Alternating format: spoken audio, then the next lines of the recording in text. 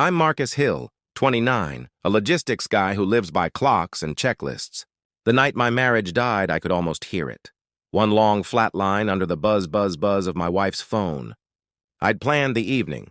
Thai takeout from the good place, her favorite wine, lights low. The Princess Bride queued up because she'd said months ago she wanted to rewatch it. I set the cartons on the coffee table and sank into the couch trying to believe this could still be us. Her phone started singing before the opening credits ended.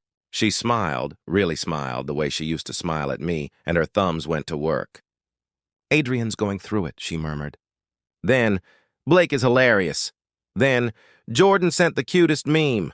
I tried to stay with the movie. Inigo Montoya raised his sword. I raised my fork. Her noodles cooled untouched. Every few seconds, the glass in her hand lit her face, and there went the smile. It was like watching a campfire from across a river you couldn't cross. I time things for a living, so I timed that too. The credits, then a blank screen, then the HBO bumper looping. 23 minutes. That's how long it took Sabrina to look up and ask, "Is it over already?" Like she'd only just noticed a movie had happened between us. I told myself to breathe, to talk, to be decent. 2 nights later, I sat down on the edge of the couch and asked if we could set some phone-free time. Dinner, a movie, 10 quiet minutes to actually hear each other. She laughed. "Not mean, just dismissive." "You're being controlling," she said. "You're jealous of my friends." Her phone buzzed while I was answering. Her hand moved before she knew it. I said, "Don't." She picked it up anyway. "I need advice," she muttered. "From people who actually care about my well-being." It didn't explode.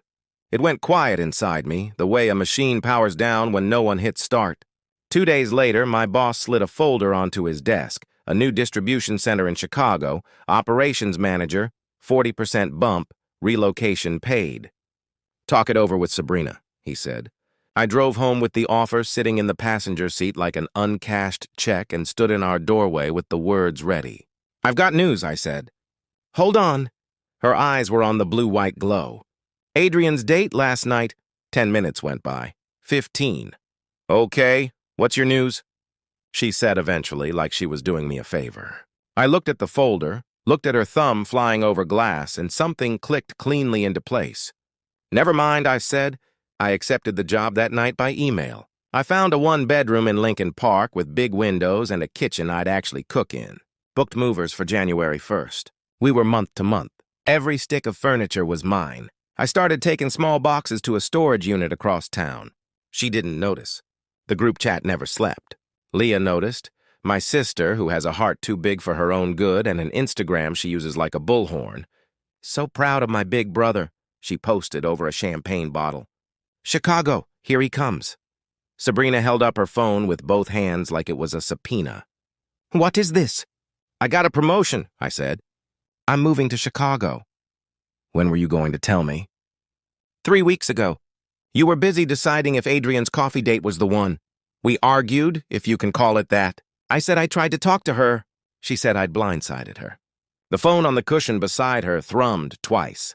She didn't touch it the first time. She did the second. "I need advice," she said, because habits are heavier than furniture. The movers arrived at 7 a.m., right on time. So did Adrian, Blake, and Jordan, in a little parade up the stairs behind Sabrina's friend Kay with a clipboard. "We should talk this out," Adrian said, offering his hand like this was brunch. "You can't take everything," Blake said. "She gave you 3 good years." "Community property," Jordan said, and I reminded him we don't live in a community property state and that I keep receipts the way a priest keeps scripture. They said they'd supported her. I said they'd had the best of her attention, her late-night therapy, her first laugh of every day, while I sat beside her like a lamp. When I said she wasn't sleeping with them, Blake muttered, "Yet," and the apartment went quiet enough to hear tape ripping off a roll in the mover's hands. Kay sputtered about fair. I told them they'd already won the prize they came for. Sabrina stood by the door, typing furiously while the couch slid past her into the hallway. I drove 8 hours and 17 minutes to Chicago and let the silence rinse me clean. Deep dish on the floor of an empty living room tastes like freedom if you're hungry enough. Tony, the crew lead, set up my bed and said, "Fresh starts go better than people think." He was right. The new facility hummed. My new boss was sharp and exacting. I slept. It was the kind of sleep you don't barter for. I met Rachel when the elevator failed and we walked 8 flights of stairs together. We grabbed coffee the next day, then lunch a week later. On all 3, she didn't look at her phone once. I didn't know presence could feel like oxygen until I realized I'd been living on thin air. Leah kept me up to date on the aftershocks back home. Sabrina moved onto Kay's couch. Blake got back with his ex and dropped out of the group chat. Jordan moved to Denver and blocked Sabrina when his new girlfriend got jealous. Adrian proposed to the coffee shop girl. The Holy Trinity broke apart on contact with real life. The silence returned to Sabrina's side of the couch. For the first time, she didn't want it. She showed up at Leah's door looking like she hadn't slept in days, then sent me a 5-page email from a burner account. Therapy buzzwords, self-discovery, offers to move to Chicago, and fight for our love. She tried LinkedIn next, potential collaboration in our shared professional space, then my office with different names and voices. I blocked each attempt, pared my response down to 2 sentences. Please don't contact me again. I wish you the best. My mother met Rachel over Sunday dinner and said something that reached places words don't usually reach. It's nice to see someone look at you while you're talking. Such a small sentence. Such a simple mercy. Rachel moved in 6 months later. We made space for each other's mugs and books, rearranged the living room for better light, replaced my bachelor prints with things we both liked. Partnership felt like 2 people carrying the same box, not one person dragging it while the other filmed. I proposed on a Tuesday night during a commercial break. She laughed, then said yes, and I don't think I've ever loved anything so ordinary. Sometimes I think about the logistics of what I did. The folder in the passenger seat, the month-to-month lease, the movers on New Year's morning, and it looks colder on paper than it felt in my bones. It didn't feel like running. It felt like finally standing where I said I would, in a room with someone who can look up. Sabrina asks about me sometimes, Leah says. She's back in her childhood bedroom saving for her own place. The 3 men who were always there for her turned out to be there mostly when it was easy. It's not justice. It's just life moving inventory where it was always meant to go.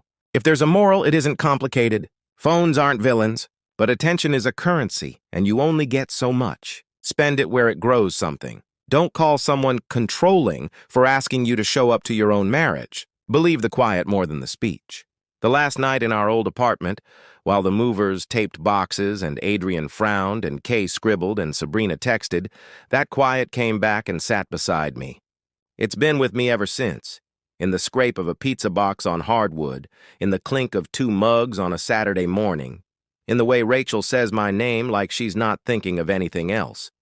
Once I timed how long it took my wife to notice me. Now I time pour-overs and sunsets.